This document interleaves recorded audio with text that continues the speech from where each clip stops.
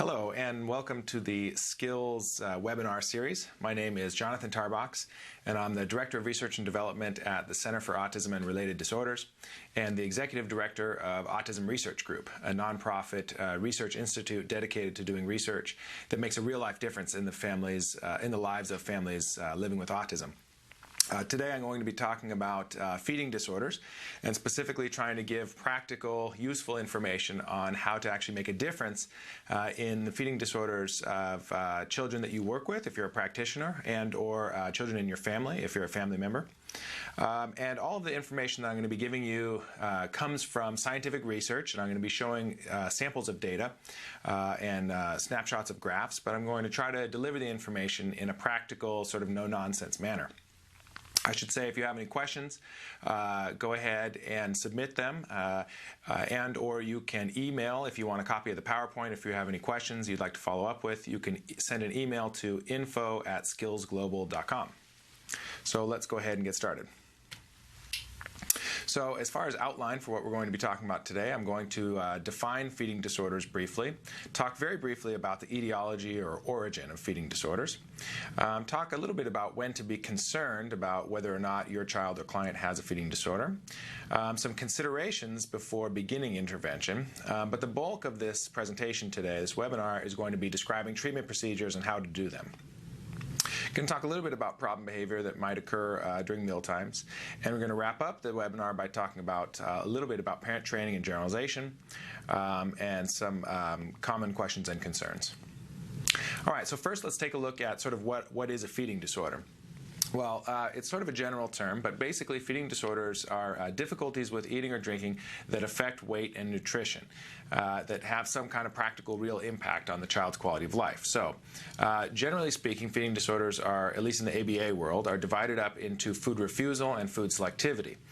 So for refusal, you can have either food or liquid refusal, and that refusal can either be partial or total. So in the most severe cases, we sometimes see children with total food and liquid refusal, where they actually receive none of their nutrition or water through their mouth, and all of their nutrition and calories need to be ingested through a G-tube. And I'll show you some examples of that later. Much more common, however, is selectivity. And selectivity simply means that the individual is very selective about what they eat or drink, right? So they have a much more narrowed repertoire or selection of foods and liquids that they'll take. Selectivity children can be selective by texture, meaning they'll only eat foods of particular textures. They can be selective in terms of the type of food. Sometimes children will even be selective in terms of the presentation method or the color of the food, and a variety of other variables. During this webinar, we're going to focus primarily on selectivity and mild food refusal. We're not going to be covering cases of really severe food refusal and G-tube dependence. If you have a kid like that, you're not going to learn anything useful from a one-hour webinar. You really need to seek professional help from an expert who's specifically trained and experienced in treating severe feeding disorders.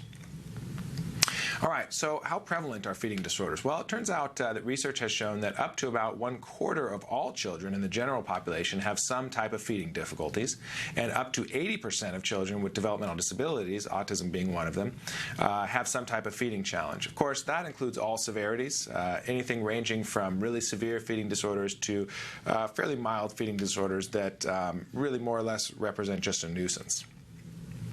But let's take a look at some examples of typical feeding cases that we see in autism frequently. Everyone knows the stereotype, but it actually does come from somewhere. Many kids on the spectrum will only eat chicken nuggets or French fries, right? Or that's their highest preferred food, and everything else they're very hesitant to eat. Some kids, it'll be so severe that they'll only eat chicken McNuggets of a particular brand when they're contained in the package that comes from that particular fast food establishment, and they won't eat any other form of chicken. There are kids who will not eat higher textured foods, so kids that stay dependent on baby food or pureed food. We see lots of kids that will only eat carbs, right? Sort of the opposite of the trend now these days in our culture, but kids will only eat things like crackers, rice, pasta, bread, no protein, no vegetables, and no fruits. Kids that won't eat enough in any given sitting, so they'll only eat a few bites and then they'll want to get up and do something else. We definitely see some kids that actually have never learned how to chew, and so again they remain dependent on baby food or pureed food. And then there's kids who fail to develop self-feeding. So they eat food that's okay in terms of nutrition and size and type and variety, but they won't feed themselves. They rely on adults or others to feed them. All right, so where does it all start? Like many behavior disorders and like autism in general, feeding disorders are conceptualized usually as a complex interaction between some kind of medical or physiological predisposition and then later on turning into more of a behavioral environmental interaction. So oftentimes with children with severe feeding disorders, what we see is they might be born premature or they might be born with complications. They might have things like reflux or severe food allergies or constipation and diarrhea that basically make eating a source of aversiveness early on, because when the child eats, they have reflux, or when the child eats, they have an allergic reaction, or they're not able to empty their bowels, and so each time they eat, it actually makes them more physically uncomfortable. So you can imagine where if you had one of those medical disorders to begin with, it would make eating more aversive, less fun to begin with. Now, of course, as we know in ABA, the consequences of our behavior affect the likelihood that we'll do that behavior again in the future. So if at first we dislike eating because we have a medical disorder or a medical complication, and then we have a negative reaction, which is totally normal and totally expected, right? If eating makes you feel uncomfortable, you have a negative reaction such as crying, pushing the food away, spitting the food out, maybe hitting, throwing yourself on the floor, running away.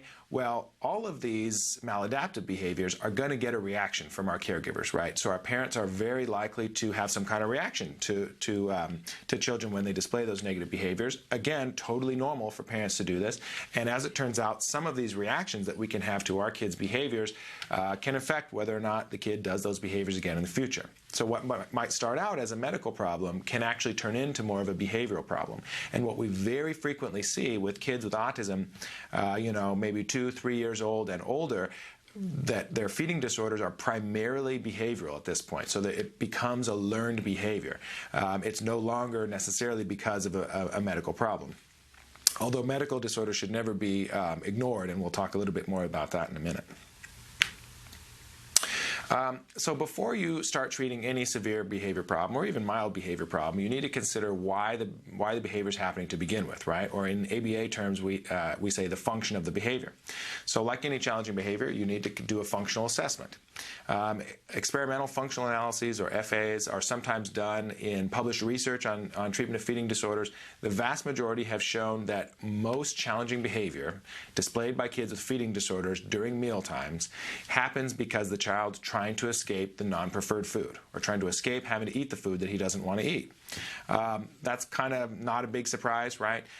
So based on existing research, you probably don't need to do an experimental functional analysis, but like any other challenging behavior that you treat, you always do need to think about why the kid's doing it and at least give some consideration to the function. So maybe make some observations, interview relevant caregivers, parents, etc., and ask questions like, what's the usual consequence when Jimmy refuses to eat food? Or what's your usual response to Jimmy when he throws food from the table or spits the food out? And those can give you ideas or clues as to what potential sources of reinforcement there are in the environment. But the vast majority of the time, it's simply the kid doesn't want to eat the food that he doesn't want to eat, and or maybe doesn't want to eat at all. And when he engages in refusal behavior or challenging behaviors, that produces either a break from the demand to eat or sometimes escape entirely. And of course, if bad behaviors are producing what the child wants, when they do them, the child will continue to do them in the future. And so if the child wants to escape eating, he has a tantrum, he gets a break from eating, he's more likely to have a tantrum next time someone asks him to eat something that he doesn't want. Here's some sample graphs. I'm not going to take time to go over them, but like I said, if you want a copy of the PowerPoint, you can email for it and we'll send you a copy. You can take a look at it. Just wanted to give you some research-based information. These are simply graphs showing examples of challenging behavior where the reason why the kid was doing the challenging behavior was to escape from eating food that he didn't want to eat. All right, now let's briefly address when should we be concerned about a feeding disorder. So eating is obviously totally critical, right? You literally can't survive if you don't ingest calories. But oral feeding is particularly important. There's lots of consequences of feeding disorders. Feeding is critical to long-term physical health, establishment of lifelong eating patterns. Eating out in the community broadens a child's world. So a big part of just being a social human is going out into the community and sharing food with others, going to a restaurant and eating. Eating in the school cafeteria. If you're not able to eat in a relatively successful, sort of peaceful way with other humans in your social environment, it's going to have an impact on your social adjustment. In addition, eating is a big time when typically developing children learn fine motor skills. So as children first learn to self-feed, they do a lot of this. So that's partly how they learn things like the pincer grasp or to hold a spoon or a fork is in the context of eating. So if a child is not learning to eat or learning to self-feed, then he can actually miss out on development of fine motor skills as well. And perhaps most importantly, eating just really matters a lot to parents, right? You know, I've worked in a lot of different areas of ABA intervention, and I have to say that feeding is the single area that produces the most immediate, largest emotional improvement for the family. So if you have a mom whose kid refuses to eat, it is absolutely terrifying. It's really, you know, produces serious emotional upheaval and distress. And when you show the parents how to get that child to eat for the first time, and when the mom looks down and says, wow, my son or daughter is actually eating a healthy meal without protesting, without refusing, without a tantrum, there's no more fight, we're just eating food, for the first time, it's a huge change, and it produces just a massive change for the whole family system. So it's very important. Again, I included this slide just for reference for folks if you want to take some time to look at it, but it describes some of the typical development of feeding behaviors, and this is taken from the Brigance Standardized Assessment. And again, just some sort of age-appropriate food types and feeding behaviors that develop from 1 month of age up to 18 months. Again, this is just for your reference if you want to take a look. Sort of a useful guideline to see where is my child or where is my client doing with respect to sort of average milestones. So how bad is it really? In severe cases, you can have consequences like malnourishment, failure to thrive, lack of growth, and dependence on G-tubes. These are really severe cases. Again, this is not the purpose of this webinar to address the most severe cases, but this is kind of the worst case scenario. Here we have pictures of a child who is dependent on a G-tube, and so that's a feeding tube that's inserted directly into the child's stomach surgically, and another child with an NG tube, which is a feeding tube that's inserted through the nose.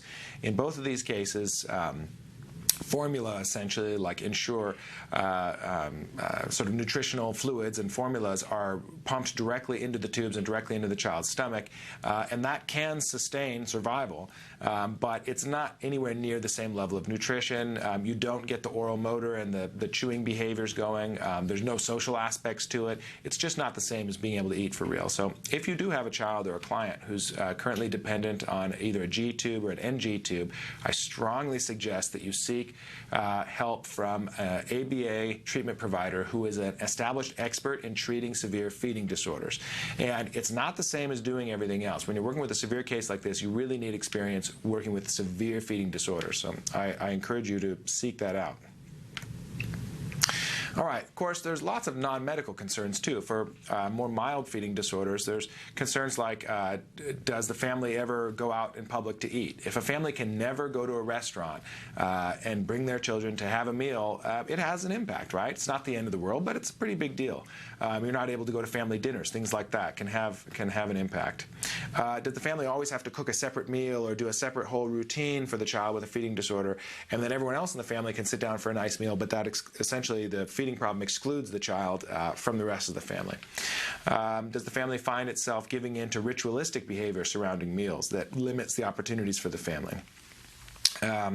Does the family find itself cooking the same exact thing every day, right? So in cases of pretty bad food selectivity, a child may have only one meal that he's actually willing to eat in peace, and you might find parents cooking that meal every day, essentially, which is going to be, produce severe boredom for the rest of the family, right? But also is not really adequate nutritionally, right? It's important to have a wide variety of foods in one's diet.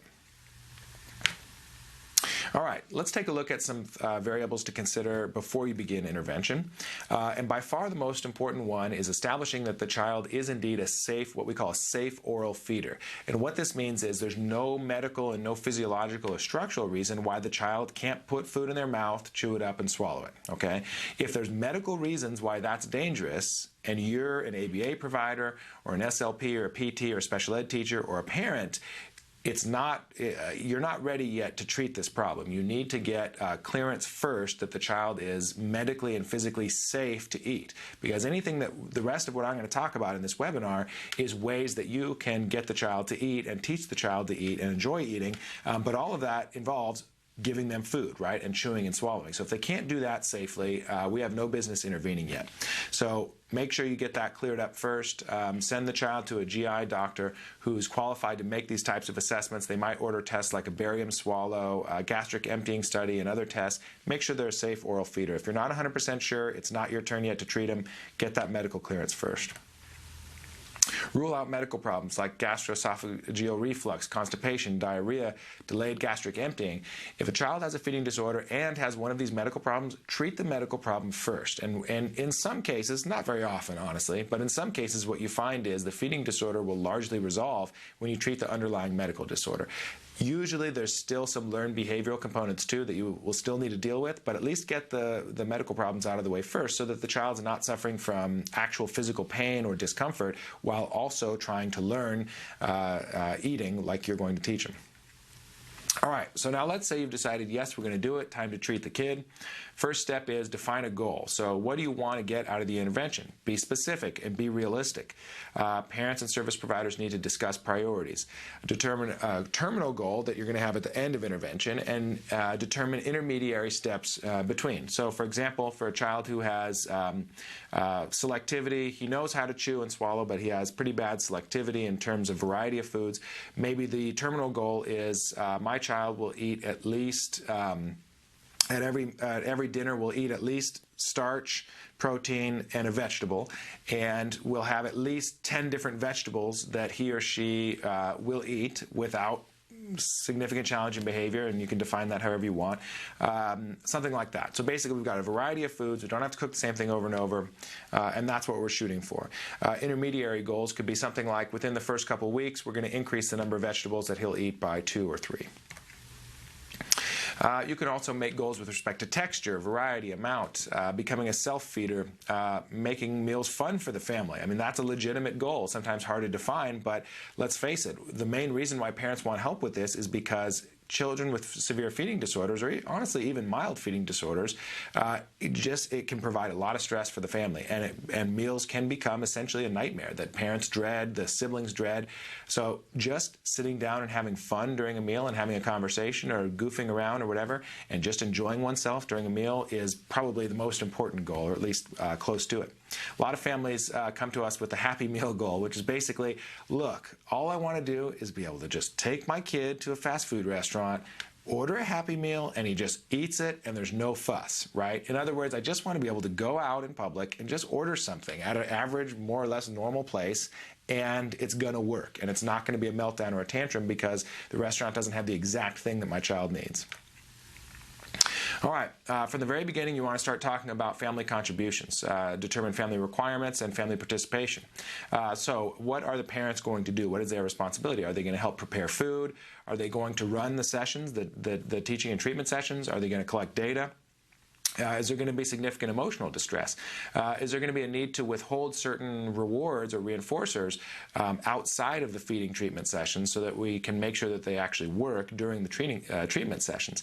And of course, if you're a parent listening to this, then all of this is you, right?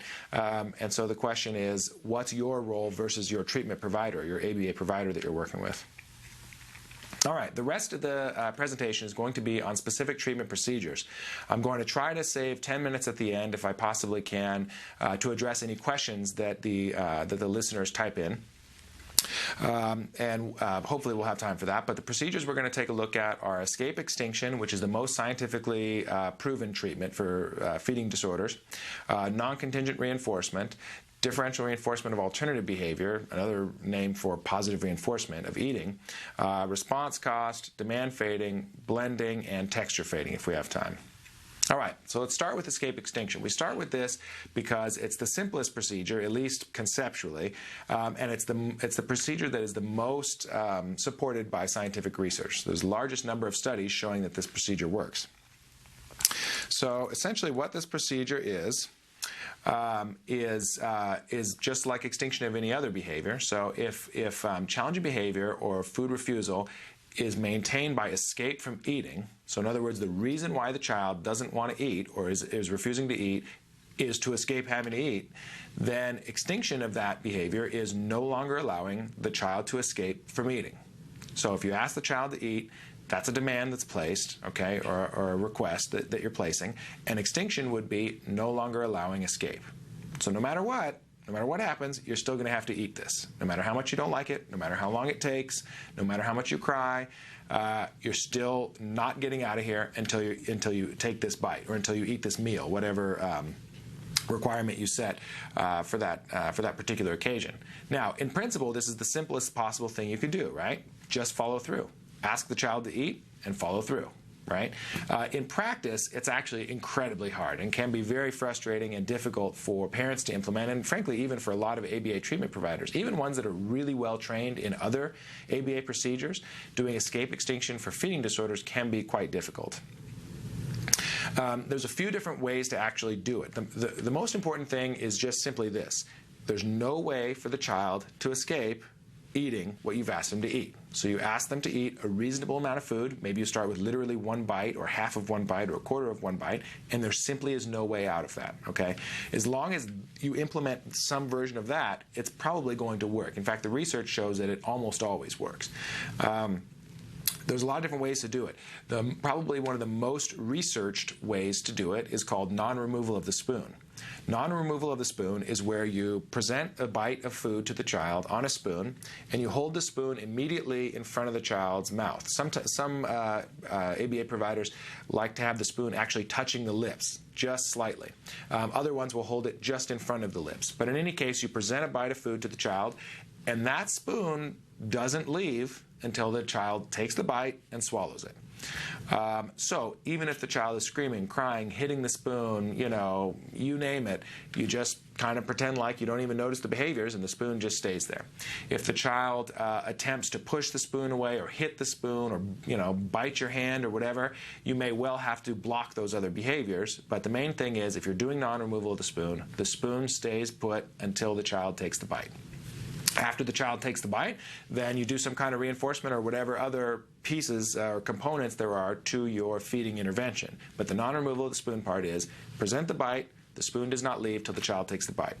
Why is this escape extinction? Because it makes it impossible for the child to escape eating. The only way to get out of that meal is to eat that bite of food.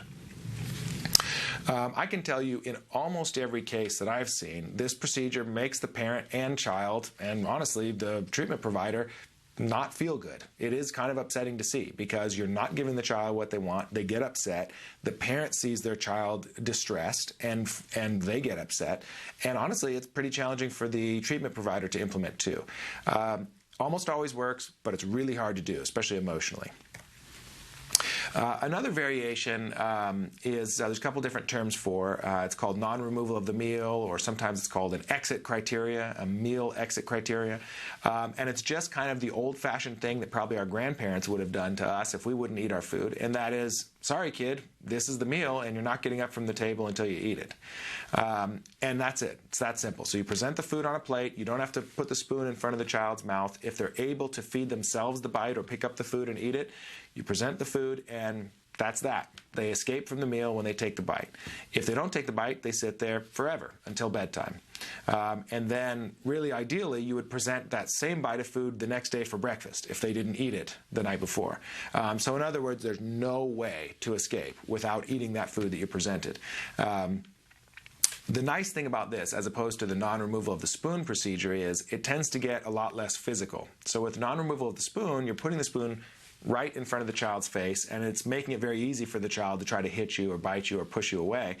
Non-removal of the meal, you're presenting the meal, and they can't escape until they eat the meal or the bite, whatever you present, but it's less physical, and you don't have to be right in the kid's face. So you might prefer that procedure. they both work. It depends on the child. For children with really severe behavior, where they're going to just take the plate and throw it, or for children who cannot self-feed, if they just don't have those skills, then this might not really be an option. All right, here are some data from a study we published in the journal Education and Treatment of Children, where we used this non-removal of the meal procedure. And this child was a child who had pretty severe food selectivity. I think he only ate about 10 or 12 different foods.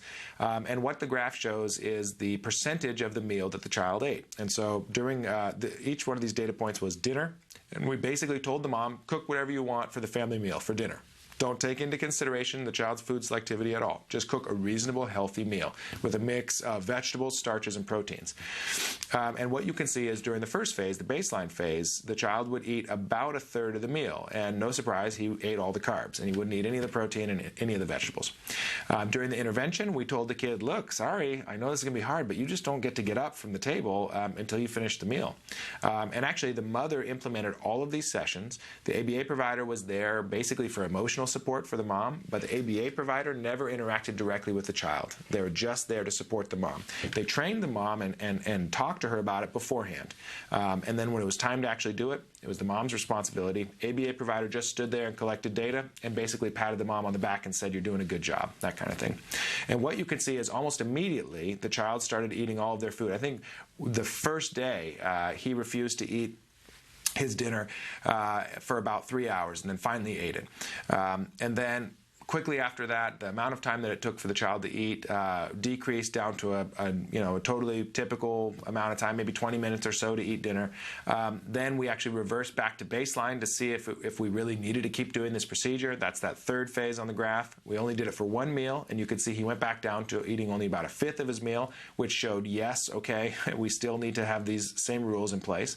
So then we went back to the intervention procedure, and again, the child went back to eating 100% of his meals within a reasonable amount of time, and with the exception of just that second data point in the second treatment phase, the rest of the intervention phase, the child was eating 100% of his meals. We then followed up at 1, 2, 4, and 9 weeks just to make sure that the mom could still implement this and it was still working, and sure enough, the child was still eating 100% of his meals. So it was very successful.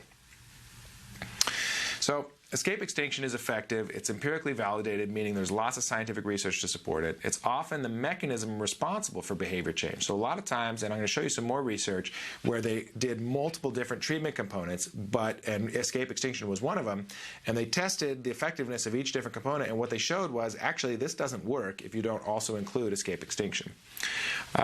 Generally produces quick and significant results. And let's take a look at some examples of the research I was just talking about. So Reed and colleagues in 2004 published a study that looked at non-contingent reinforcement, which is just where you give the child positive reinforcement for free, combined with escape extinction versus escape extinction alone. And I believe they implemented non-removal of the spoon as escape extinction. During the first phase, you could see the child was not eating very much of his or her meal at all. And then during the second phase, they alternated back and forth between doing escape extinction only versus escape extinction plus lots of just free positive reinforcement. That's the non-contingent reinforcement part. And as you can see, both procedures produced a huge and immediate increase to where the child was eating 100% of his or her meals. They went back to baseline without these interventions in place, and eventually the child stopped eating as much, so then they went back to treatment and again showed these treatments are very effective. Interesting to note, though, that non-contingent reinforcement, adding that didn't seem to help. What really seemed to matter was the escape extinction part. Patel and colleagues in 2002 published a study where they looked at DRA plus escape extinction versus DRA alone. Now, DRA is just a fancy term for positive reinforcement of eating, okay? It stands for differential reinforcement of alternative behavior, but really it's just positive reinforcement of eating. The first phase is baseline, and that's where they didn't do any real intervention. Then they implemented DRA alone, which means they found some kind of positive reinforcer or some kind of reward to give to the child for eating. And when the child took a bite, they'd give them the reward. And what you can see is during that first phase, it didn't work. So then they implemented a phase where they compared two different DRA procedures, but that's not the important part. Just focus on the change in the level of the behavior. And what you can see is by the end of that phase, the child was really significantly eating eating 100% of their meal pretty consistently. Then they went back to DRA alone, meaning they stopped doing that non-removal of the spoon procedure, and the child's eating went back down. Then they started back with the escape extinction, and the child's eating went back up. So again, this is a pretty clear demonstration that escape extinction was really needed, that just using positive reinforcement as they did it was not enough by itself. So there's some cautionary points that are well worth mentioning in terms of escape extinction. Like all extinction, when implementing escape extinction, an extinction burst is often seen. So for those of you who aren't familiar with what that is, an extinction burst is when you first start implementing extinction. So you first decide, I'm no longer going to reward this problematic behavior. Okay, I'm going to stop doing that. When you first start that, what you often see is an increase in the intensity or the frequency or the magnitude of the behavior, and sometimes the child will start trying other behaviors too. So if the main behavior is crying and you no longer reward crying, the child might start screaming or might start hitting or something like that. However, by definition, an extinction burst is temporary. Okay, so what you sometimes see in feeding disorders is when you first start non-removal of the spoon, whereas the child used to cry a little bit, the child will throw a huge meltdown. Okay, but they'll only do that for maybe the first 2 or 3 times that you're actually implementing escape extinction. And as long as you follow through and you're consistent, the severity of those behaviors will decrease over time. And what you'll see is a nice increase in the amount of food, healthy foods that the child's actually eating. And of course, every child is different. It's never a guarantee, but that's what the research shows really consistently. Another cautionary point is that non-removal of the spoon feels very intrusive to implement. It just feels intrusive to put a spoon right in a kid's face and refuse to move the spoon until the child takes a bite. Some families are just not going to be okay with this procedure just for personal preference and cultural reasons. They're going to say, that's not acceptable. That looks too mean. And of course, that's the family's choice, right? It's their child. If you're a parent listening to this, that's your choice. It's up to you. Do keep in mind that it's the most scientifically supported treatment procedure, though, so that is something to consider. If you do choose to do it, if you're a treatment provider and you choose to use non-removal of the spoon, or if you're a parent and you choose to do it yourself, you need to be realistic about it's going to be challenging, it is going to make me feel upset, it's not going to be pretty, and you need to commit, before you do that, if you're a parent, you need to commit to at least giving it a shot. So if I'm going to do it, I'm going to do it for at least maybe 3 to 5 meals to see if it's going to work. If you don't think you can emotionally handle it, just don't start it. Try something else first. And I'm going to go over a lot more options of other procedures you can use. All right, so sort of on the opposite end of the spectrum from in terms of intrusiveness from escape extinction is called non-contingent reinforcement, and it's pretty much the least intrusive thing you could possibly do. And all it means is give the child free access, lots and lots of positive reinforcement for free, even if he's not eating, doesn't matter. So during mealtime, just give them a lot of what they want. During feeding, a lot of times what this means is give the child toys to play with on their high chair while you present the food, or put on their favorite movie or DVD for them to watch on a TV while you feed them. Put on their favorite music. I worked with one child who had books on tape, right, on headphones, and he'd look at his book and we'd feed him. This procedure rarely works alone. It definitely makes the kid happier, right, because the kid's getting what they want the whole time, okay? And it does make the whole eating situation less aversive. But a lot of times, maybe usually, what the child learns is, oh, why would I eat when I get all these rewards for free?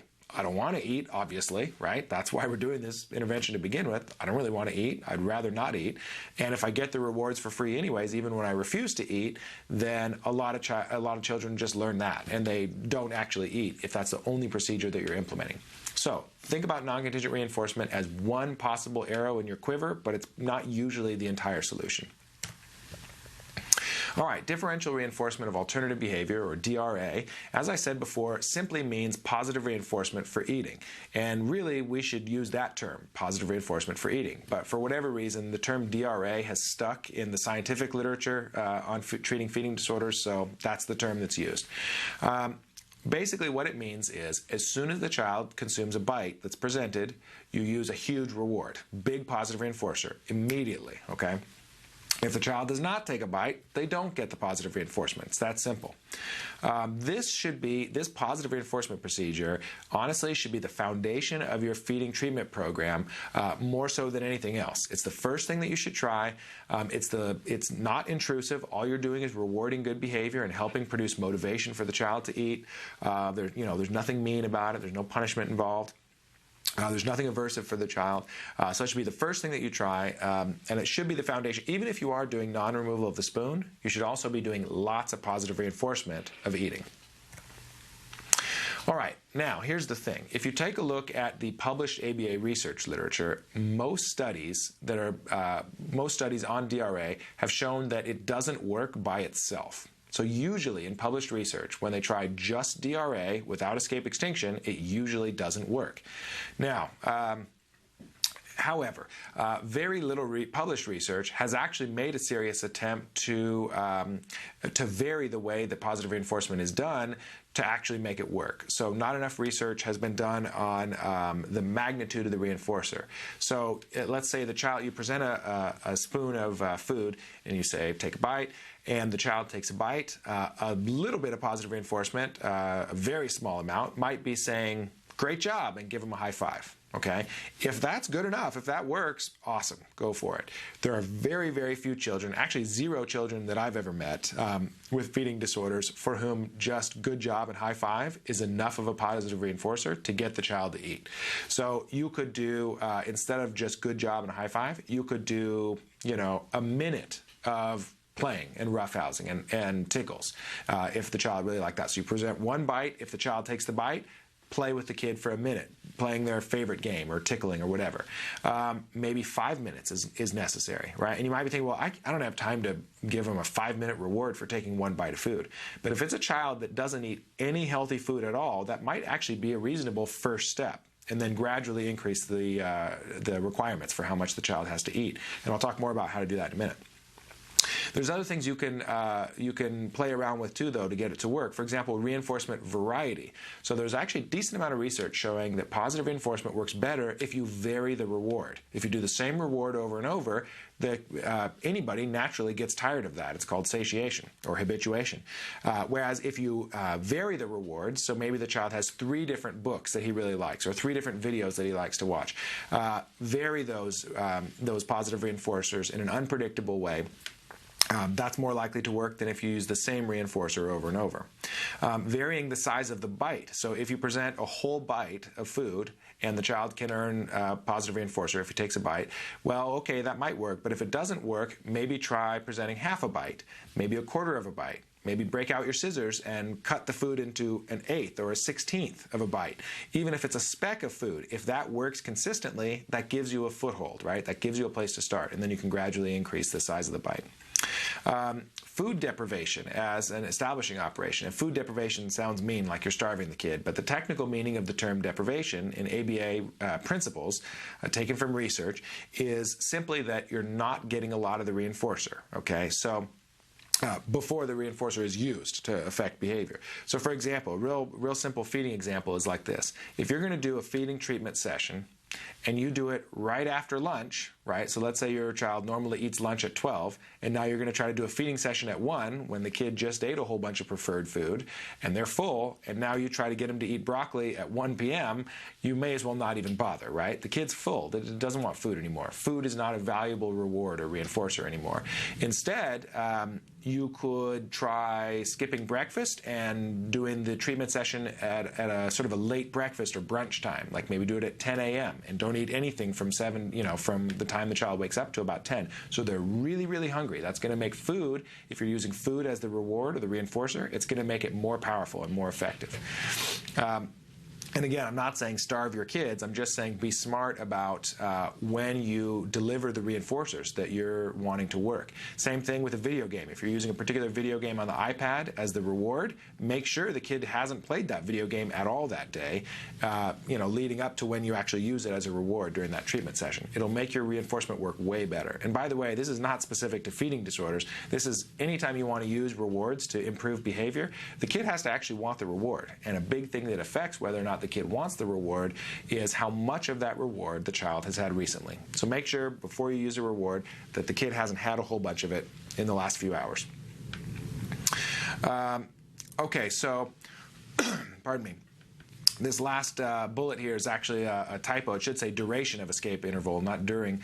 But the duration of the escape interval simply means how long of a break you get from eating as a reward when you take a bite. So let's say the kid takes a bite of food and earns, let's say, 2 minutes of not having to take any more bites, okay? That might be a nice reward. It's a break, essentially, or an escape from eating for 2 minutes.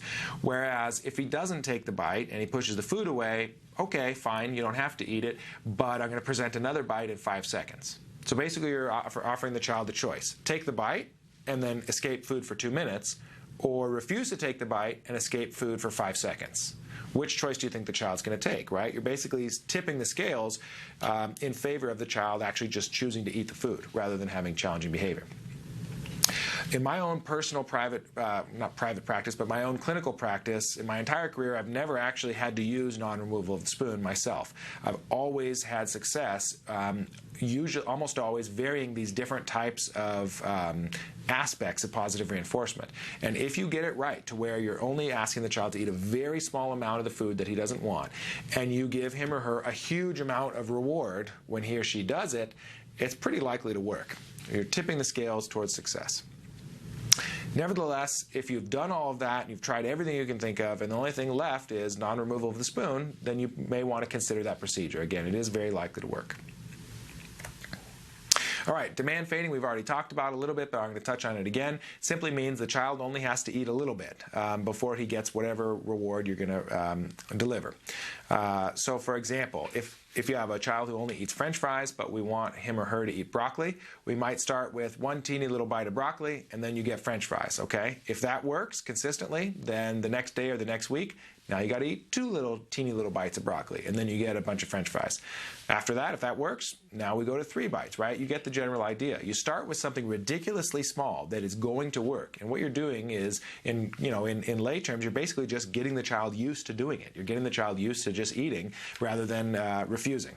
As that works, you gradually increase the requirement. And if you do it slowly enough, you can actually sometimes do it slowly enough to where the child doesn't even notice, right? It just feels normal. All right, here's some data, sample data from a publication by our own Dr. Adele Nadowski. She's a very accomplished researcher in treatment of feeding disorders here at the Center for Autism and Related Disorders. This is a study she conducted where she basically did exactly that. She had the child take a very small amount of the non-preferred food, and in exchange for that, he got a big plate of preferred food. So it's basically like eat a tiny bite of dinner and you get a whole plate of dessert. And then what you'll see on this graph is it shows the amount of bites that the child needed to take of the dinner before he got the dessert, okay? And in the first phase, it was 1 bite, then 2 bites, then 3, then 5. And what you can see is by the end, the child had to take 62 bites of regular food before he got a reasonable amount of dessert. In other words, just a normal dinner and then dessert arrangement. And it worked really well for all the children that participated in this study, and they actually ended up getting the child to do it in natural environments too. I think they even went to restaurants and ordered regular food off the menu, and the same procedure worked there too. And by the way, the parents are the one that implemented this too. So Adele, as the treatment provider, she trained the parents and she told the parents what to do and provided support, but the parents are the ones that actually implemented the treatment. All right, DRA plus response cost is a procedure that we came up with a while back, actually been about 12 or 13 years ago now, where basically you give the kid whatever they want, and then if they don't take a bite, then you take it away. So it's sort of the opposite of the normal positive reinforcement thing, right? Which is where the child doesn't have what they want, they do take a bite, and then they do get what they want, okay? We flipped that. We tried that first, didn't work for this child. So then we flipped that the reverse. We said, all right, kid, you can have whatever you want. So we gave him his favorite toys. If you don't take a bite, we're going to take them away. If you do take a bite, you get to keep your stuff. This child was... all right, so I'm going to show you some more case study data here. This is a 6-year-old boy with autism. He was getting 30 hours a week of ABA in home, extremely selective diet. All he ate was bread, chips, pizza, cereal, cheese, and chicken nuggets, nothing else. No fruits or vegetables, virtually no protein. what we did was we went through a series of different procedures until we found the combination of procedures that worked for him. So we started with baseline. First, we tried just DRA with response costs, which is where we gave him his favorite stuff. If he takes a bite, he gets to keep it. If he doesn't take a bite, we take away his toys. And what you can see is that actually didn't work, okay? But then we thought, all right, well, let's make it a little easier for the kid. So the next thing we did was decrease the bite size. So during that second phase, it was normal size bites. During the third phase, we made the bites really small. I think they're 1/8 the size of a normal bite. And what you could see is a nice increase in how much he was eating. Now he's eating about half the meal, right? But we said, you know what, we could do better than this. So then the next thing we did was all of that the same thing. So you get your favorite toys. If you take a bite, you keep your favorite toys. Bites are really small. That's the demand fading part, okay? Plus, we'll give you a bite of a treat for every bite of non-preferred food that you take. And so for the different kids that participated in this study, we used different treats. For this kid, I think it was a small bite of a cupcake. So if he ate a small bite of broccoli, he got a small bite of a cupcake. Okay, and what you can see is very quickly it went up to 100% meal consumption. We went back to baseline, which is just saying, no intervention at all. Just saying, oh, you know what, go ahead and just eat if you want to. You don't have to. And his eating decreased significantly. We went back to the treatment, and it went back up to 100%. Each red dot is a new food that we introduced, and you could see we introduced lots of new foods.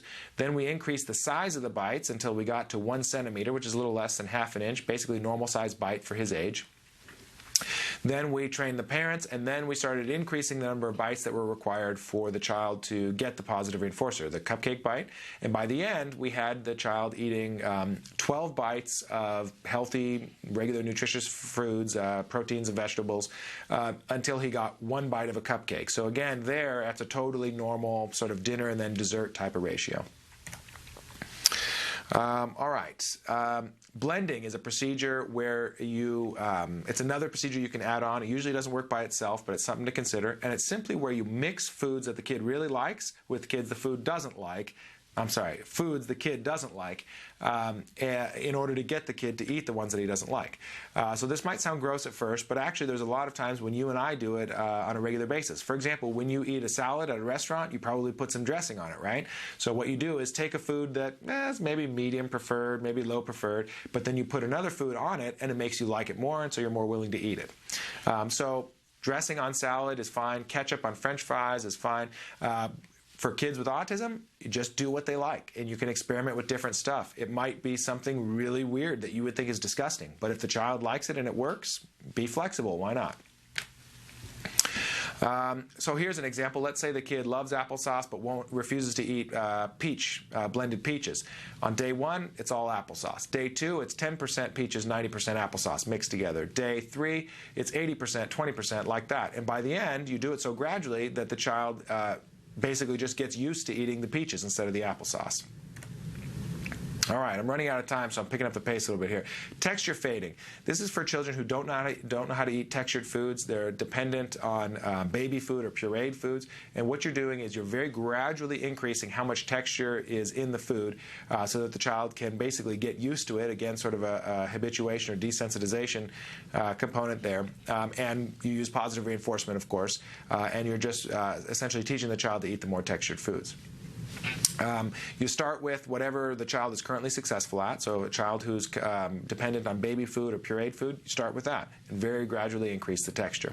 Now, for a lot of these children who are dependent on baby food and they don't eat any textured food, a lot of these kids that I've met at least actually don't know how to chew, right? So think about it. It's kind of weird, but when you think about it, when did you actually learn how to chew? It didn't just come out of you magically. It's not just because you have the right genetics or the right brain. You learned to chew when you started eating as a baby, when you started eating textured foods. So kids that have never eaten textured foods, many of them literally never learned how to chew. So it's a skill that you have to teach.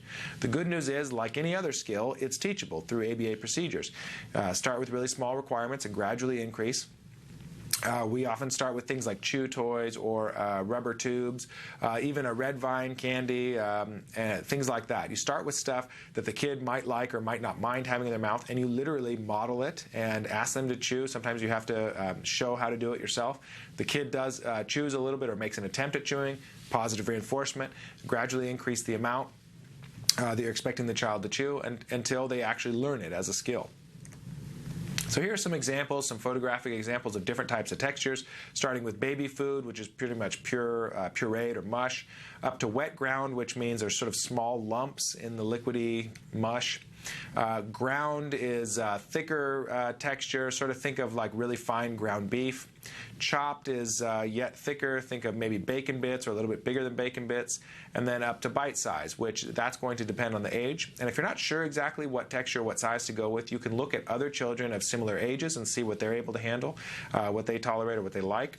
And you can aim for that as a goal. But again, whenever you're increasing texture, start with whatever your child's currently successful at and go very gradually. You don't want the kid to gag or choke. Quickly, don't have time, but here's a study you can take a look at if you want, if you ask for the PowerPoint. This is a study published again by Dr. Adele Dadowski, basically showing texture fading, showing that for a few different kids, we started with with pureed foods with no texture, gradually got them up to full, regular, age-appropriate texture. Parent training and generalization, don't have time to get to today. It's critical to any ABA intervention, but especially to feeding disorders. Again, if you want to grab the PowerPoint, you can take a look at the slides. Email us for any questions. If you email info@skillsglobal.com and you have a question for me specifically, they can forward that email to me and then I can get back to you directly. I can also forward you PDF copies of any of the research studies that I've been talking about as well. I'm very quickly going to skip to common pitfalls and spend maybe about 2 minutes on that, and then dedicate the last 5 minutes or so to answering the questions that you all have sent in. We have a few of these. Okay. Okay, so first of all, a real common pitfall in all ABA programs, but especially I see this a lot in feeding disorders for some reason, is the issue of learning opportunities. Not enough learning opportunities. Now, there's a fundamental principle of ABA, and by the way, it's a fundamental principle of all human learning, okay? This isn't just for ABA for kids with autism. If you want to learn something, you want to be good at it, this principle applies just as much to you, to me, or to our children with autism, to anybody, and that is lots and lots of learning opportunities. If you want to get great at something, it requires a lot of practice, okay? If you do something once a day, you'll learn it eventually, but you're not going to be an expert, okay? If you want to get great, you got to do it a lot. So what I see oftentimes is, well, we'll have a child kind of practice trying to take a bite of a food that he doesn't like once or twice a day. It's just not good enough. You might have to dedicate an hour a day for a few months, okay? Lots of learning opportunities are absolutely required. We used to run an intensive outpatient boot camp program where we basically did all day for 5 days in a row, and by the end of that week, one work week, Monday through Friday, something like 90% of the kids with autism that we treated were eating age-appropriate foods and were basically done with their feeding disorder. There was still some maintenance and generalization and follow-up work to do for the parents, but essentially the kids were eating what they were supposed to be eating and eating a healthy variety of foods. And all it was just squeezing a lot of practice into a short amount of time. All right, feeding disorder, all challenging behaviors, especially for kids with disabilities, but all challenging behaviors tend to be emotional, and not just for families, but also for treatment providers. And so it's very important when dealing with any challenging behavior, but especially feeding disorders, to not allow what we do to be entirely dictated by emotional reactions, okay? You know, again, like I said earlier, when a child has difficulty with feeding, it's one of the most emotionally upsetting things that a family can experience.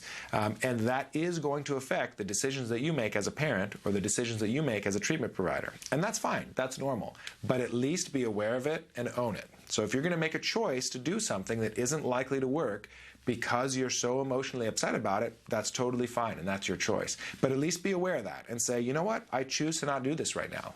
No problem. It's my family, it's my choice. And maybe at a different time, I am going to be ready for it. If you do choose to do an ABA intervention for feeding, it's very likely that you're going to be upset and it's going to be challenging. And so what you're doing is choosing to go through emotional distress in the short term so that you can produce a really important outcome for your child in the long term. Okay? Same thing if you're an ABA treatment provider. If you decide, you know what, it's really time to focus on this client's feeding disorder. We've been focusing on all this other stuff for a long time, but you know what, this is getting out of control. We need to fix this. What you're choosing to do is spend more time and more effort and more frustration on that problem now in the short term so that it will have a positive outcome in the long term.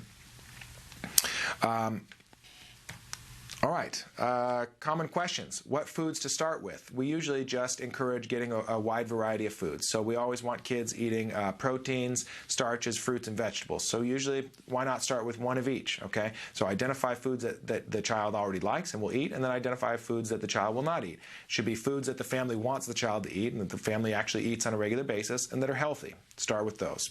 Just pick a handful. Start small. How long should a particular meal treatment session or feeding session be? Totally depends on a lot of variables, including the child's age, what approach you use, family preference. Oftentimes what I'll do is just start with a 10-bite meal or a 20-bite meal. Oftentimes, though, if you're doing one of these procedures like demand fading or you're really wanting to just use positive reinforcement, you'll start with a 1-bite meal. So that's it. The entire meal is take 1 bite, get the huge reinforcer, and then we're done. You might do many of those meals in a day. Maybe you'll do 5 or 10 or 20 of those meals in a day. But the reason why you're starting with 1 bite and then you're done is because you're basically giving the largest possible reward possible, which is escape from eating foods you don't want to eat, if you do actually take 1 bite. The next day you go to 2 and 3, etc. All right, another common question we get is, well, okay, but you're going to basically make kids eat foods they don't want to eat, all right, but aren't you actually concerned about what the kid actually likes? Like, does personal preference have no role to play at all? And my answer would be yes, of course it has a role to play. ABA is all about what the kid likes. The core principle, the foundation of all ABA treatment is positive reinforcement, which means giving the kid what he likes, okay? So I'm not saying be a big meanie or a drill sergeant and just make the kid eat foods he doesn't like. You start with foods the kid does like, and you use those as rewards. Another nice encouraging thing here is there is some emerging research that has shown if you use procedures like escape extinction or even just positive reinforcement to get a child to eat foods that he doesn't like, what happens is you're frequently giving him foods that he does like as a reward. And so what the child actually does is he learns to associate the foods that he doesn't like with the foods that he does like, and the foods that he doesn't like actually end up becoming preferred foods. And so what we've seen is children who refuse to eat broccoli, let's say, or lettuce or salad or whatever, or carrots in the beginning, at the end of the intervention, we can actually use those same foods as rewards at the end. So we're not just teaching the child to eat because it's healthy, we're teaching the child to actually like and care about eating healthy, which is a very exciting, very satisfying outcome. All right, I think I have about 2 minutes to address some questions that some viewers sent in, so I'll do that quickly. 5-year-old boy with autism will only eat 5 flavors of baby food. Every time new food therapy is introduced, he drops another baby food, only drinks water from a straw cup. Tried lots of therapy, nothing worked so far, desperate for help. Totally understand what you're going through. The first thing I would say is really hit hard the positive reinforcement. So you're going to pick a couple baby foods that you want your child to eat that he doesn't like very much, he or she. So it's a boy, it's a he. And you, of course, identify the ones that he will eat and maybe try to encourage him to take the tiniest bite of something he doesn't like. And if he does take that, then give him a whole bite of something that he loves. Or if he doesn't really love any food, give him a huge reward in some other form. So again, getting to watch his favorite video, getting his favorite stuffed animal, playing with the puzzle, doesn't matter.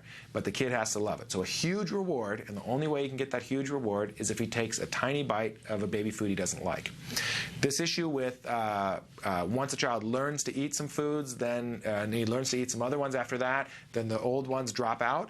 Well, that's an issue of maintenance. And so what you got to do for that is just continually keep all the new foods that are learned, keep those in the rotation. So if you learn to eat broccoli today, you got to be eating broccoli a month from now too, right? That's just another food that's rotated in with all the other foods that the child learns to eat.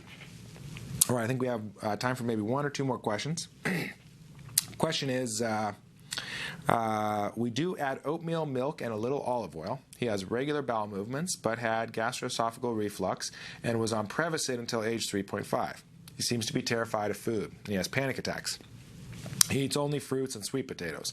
Very concerned about health, but seems to be healthy so far. Also, we must feed him. So again, really honestly, this is a perfect example of where probably the feeding disorder started from with a legitimate medical concern originally with gastroesophageal reflux. And then probably what happened is it turned into more of a learned behavior. And really, quite honestly, the anxiety part is sort of a learned behavior. It's kind of understandable that he would have anxiety because in the past, the food produced reflux, which hurts a lot. In other words, in the past, food basically punished him, right? So of course he's going to be afraid of the food in the future. Turns out that all these same procedures that I've been talking about actually address that problem too. Because what you're doing is, remember, we're not force feeding here. We're not making feeding a big fight or big miserable thing. We're using as much positive reinforcement as possible, and we're taking baby steps, starting with really minor expectations. And what we're doing there is basically just getting the kid used to the food and used to eating in general, and pairing it with so much positive reinforcement that foods and meal times in itself starts to become less scary, and eventually will actually become something that the child likes. But it's a gradual process. It's not overnight. It could take a year to have that outcome of where now Jimmy actually says, great, let's eat, rather than running away and hiding. I think I'm 1 minute over already, but last question I have time to address is, sorry I missed the how portion for how to get the PowerPoint. So one more time, if you want a copy of the PowerPoint, send an email to info@skillsglobal.com and ask them for the PowerPoint on the feeding disorders presentation from Jonathan Tarbox.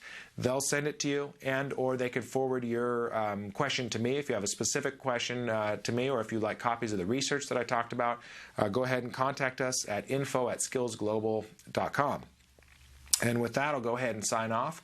And thank you very much for attending the Skills webinar on treatment of feeding disorders.